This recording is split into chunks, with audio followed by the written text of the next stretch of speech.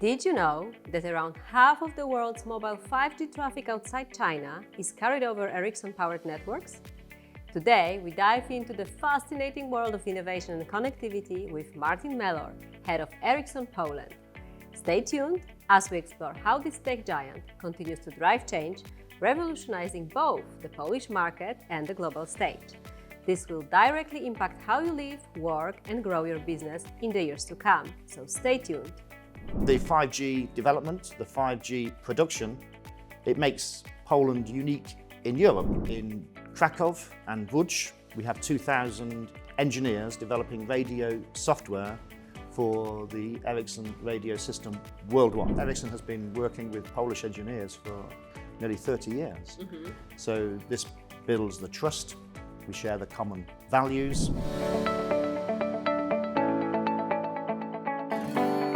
I must say that I was pretty amazed when I heard that Ericsson is celebrating its 120 years in Poland. 120 years, it sounds really unbelievable. You know, everything has changed since 1904. So maybe before we'll deep dive into the future, which is very fascinating due to all the technologies that we have around, let's maybe start to go back and check the milestones of Ericsson being developing in Poland. Sure.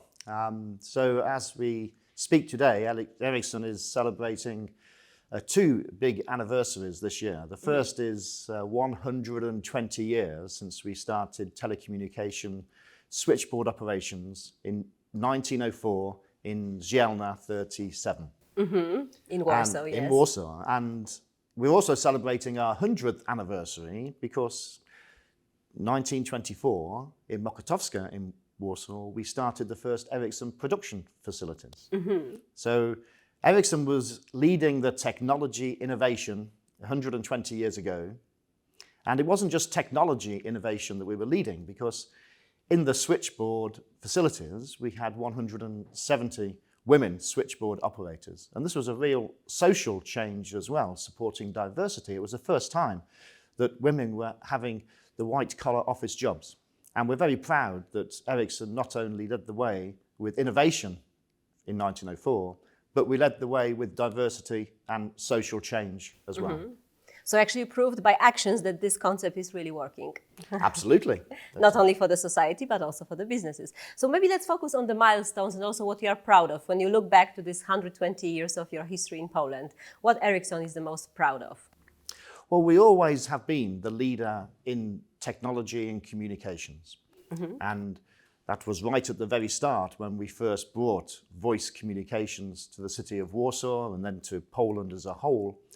But we've been innovating for the last 120 years. And when you look at the mobile technologies, Ericsson has been the leader with all generations, with 2G, 3G, 4G, and now it's 5G technology that's supporting communications across the country.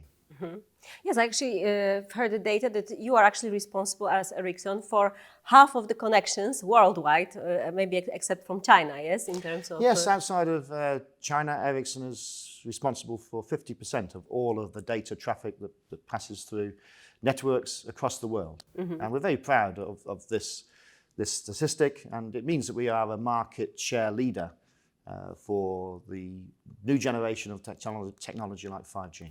Yeah, I think maybe it's worth to explain maybe a little bit more on the profile of the company, because I think that still in the head of many people, Ericsson can be associated with the mobile phones production, which actually, of course, it's much beyond what you do. So maybe a little more explanation of the profile, what actually you do, what are your pillars of the company?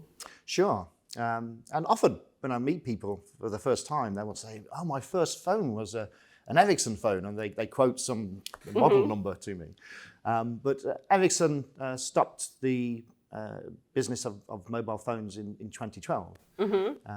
And the main pillars of our business is mobile network infrastructure.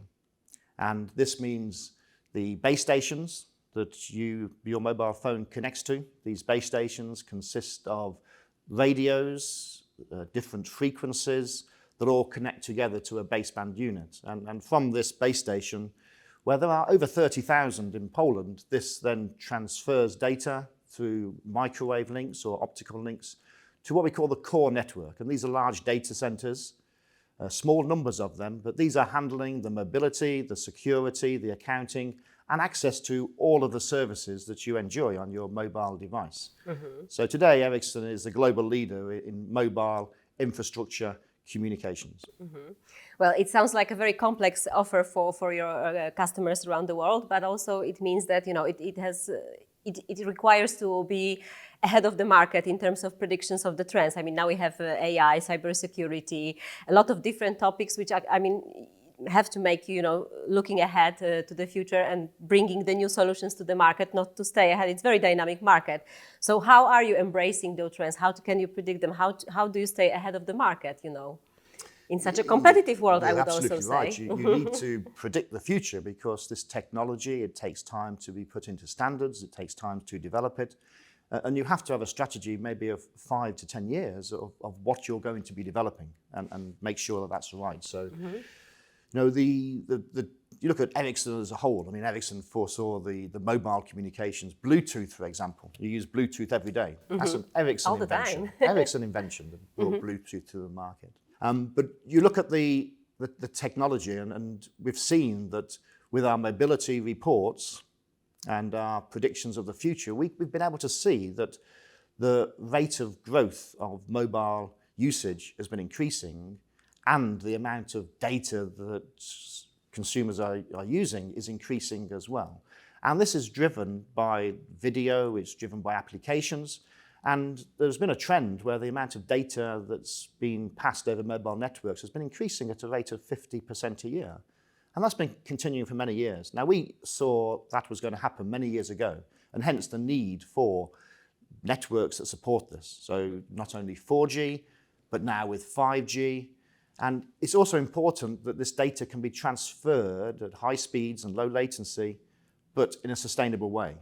And therefore, focus on energy reduction, power consumption is a key part of our business. So today we have 5G networks that are 10 times faster than 4G networks, but also 10 times more efficient when it comes to power consumption as well. Yeah, this aspect is very important, but of course, on one hand, it's an infrastructural challenge, but on the other hand, it's also cybersecurity items, right? I mean, it's becoming, in the past years, a hot topic in the industry. It has been, indeed. Also for the consumers, just regular people, yes, that they know. I mean, data privacy, data security is paramount for individuals, for businesses, and for nations.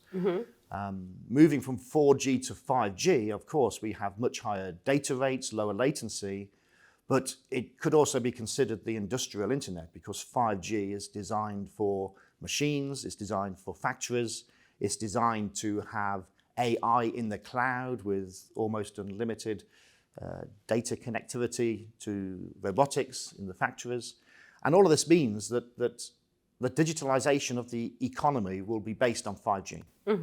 Yes, actually, 5G made it possible that the concept of 4.0 industry will actually happen because you need data in real time, in a speedy time, right? Absolutely. So you can see that 5G is the world's largest open innovation platform, and the digitalization of every nation, from consumers to enterprises to governments, will be on this 5G network. And hence, the cybersecurity becomes so much more important. It always was important, but with 5G, there's an extra element in there, and the appetite for risk is much reduced because so much is at stake. Interesting. Okay, I mean, maybe now it's a time to ask about Poland in all of it, yeah? Because of course you have your R&D center here, you have your facility in Tczew here, right, in Poland. So how Poland stands as a place also for your innovations, for your development? Yes, Poland is very important for Ericsson, but at the same time, Ericsson is very important for Poland. We'll talk about it in a moment as well. And you're absolutely correct. Ericsson has R&D facilities here in Poland. It's the second largest for Ericsson in Europe. And in Krakow and Łódź, we have 2,000 engineers developing radio software for the Ericsson radio system worldwide. And some of the best experts in radio technology are based here in Poland. We also have 250 engineers in Wrocław, working on our Vonage platforms for network APIs. So we're very proud of the R&D capabilities that we have here. But also in 2019, we decided to move manufacturing closer to our customers, and Poland was selected for Europe. And we have a contract manufacturer partner, Flex, in Tczew. And there we are producing the radios and baseband units that are powering 5G across the whole of Europe. And this is some of the highest tech, highest production units in Poland. And together with the 5G development, the 5G production, it makes Poland unique in Europe, at least for Ericsson, in that having both together really puts Poland as an innovation leader when it comes to 5G. Well, it's nice to hear, and of course, we know that we like to position Poland, especially in terms of the labor force that is here. It's passionate, it's willing to learn, and is actually driving a lot of innovations, IT industry, and so on. So this is what Polish people are proud of, and I understand that you, as Ericsson, acknowledge this, and really with your performance here in Poland and your contribution, you can really say that it's something as make Poland unique. Absolutely. I mean, Ericsson has been working with Polish engineers for nearly 30 years. So this builds the trust, we share the common values, and we do see that the Polish university system produces very well-educated experts, but they also work in a great way in teams. And this is what delivers the results. And the Polish teams have been producing excellent results in the development, in the production, and of course, this helps to continue the relationship in the future. You mentioned that, of course, Poland needs Ericsson, Ericsson needs Poland. You have recently you've signed several contracts with the big players in Poland, also to help with the development of the proper infrastructure. I mentioned PGE, Polish Energy Group, and also PKP, so the Polish railway company. So can you elaborate a little bit on that? Yes, sure. I mean, our traditional customers are the mobile network operators. But what we are seeing across Europe and beyond is an interest in mission-critical networks. And these are dedicated nationwide networks supporting a certain sector.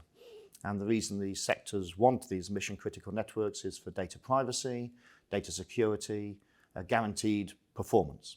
And Ericsson is focusing on, first of all, energy sector.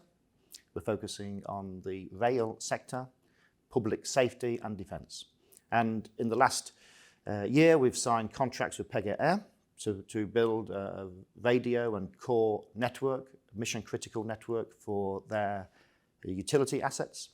And just 2 weeks ago in Berlin at InnoTrans, we signed a letter of intent together with our partners with PKP. And this is to trial 5G for railways. Today, railways are using 2G for communications. And this has limitations, especially when you look at more advanced applications such as video, analytics and automation. And therefore, we believe that the future of communications for rail is 5G. And especially that Poland is investing a lot in the speed rail, right? Exactly. And the speed rail and the capacity of the rail is all down to the communication. So you increase the throughput, the communication speeds, you can have more capacity, you can have more higher speed trains on the track. And we will be doing this trial. It's a test track in Żmigród, and this will be testing 5G use cases and contributing to the standards for 5G over rail. Fascinating. Well, so definitely I would say that what has changed when I listen to you in this 120 years is definitely that if we defined the definition of connectivity 120 years ago, it would be completely something different that it is today. And I'm wondering how it will roll out in the future. So you summarize your 120 years in Poland. The company itself will be celebrating 150 years. And what about plans to develop in the future? Yes, in 2 years' time, Ericsson will be celebrating 150 years. But looking to the future, I mean, Poland has only just introduced 5G this year. So there's a lot more development of 5G that's needed. And in fact, the whole of Europe, a lot more development is needed for 5G. As I mentioned, the 5G network is the open innovation platform that will digitize all of societies. And if nations and continents want to be at the forefront of technology and development, they need to have that coverage of 5G. Now today, Europe has a much lower coverage of 5G than the United States, China, North Asia. and it needs to catch up. And Poland is in the same category. Poland needs more coverage of 5G. So we see a lot more coverage of 5G that will happen in the future. We also see these mission critical networks develop. But with 5G, it brings in a new way of handling data. Today, on the mobile networks, it is generally all best effort, and it generally works fine. But in the future, with higher capacity and new requirements that are going to need a lot more bandwidth and lower latency, you want to have a service level for a particular sector and a particular service within that sector. And we have a technology called network slicing, and this allows you to slice the network into different virtual layers that give different performance that suits the need for that sector. And we see this is going to take off with enterprise and industry, and then we see private networks where individual factories will have their own network for guaranteed service levels to talk to robotics. You know, these robots, they don't like to talk at different times. They like it to be consistent and deterministic. And we see a lot of development there as well. So when it comes to the telecommunications market, we do see progression in the next few years. But Ericsson is always looking to see how we can support our customers and how our customers can generate revenues from this network. And recently, Ericsson bought a company called Vonage, and they are experts in network APIs, application programmable interfaces. And this means opening the mobile network operators' interfaces to their networks up so that enterprises, developers can use those networks and program them in the same way they can do today with applications on your mobile phone.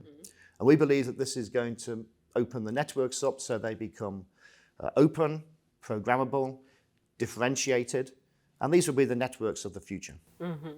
Well, that sounds fascinating. And just maybe a question, because you said that we have to speed up the efforts to make the 5G available on the broader scale in Poland. So do you have a proper partners here in Poland that they actually acknowledge this and really you can really speed up this process together in partnership with other shareholders? I mean, Ericsson works with many partners in Poland when it comes to 5G. Many of these are global players.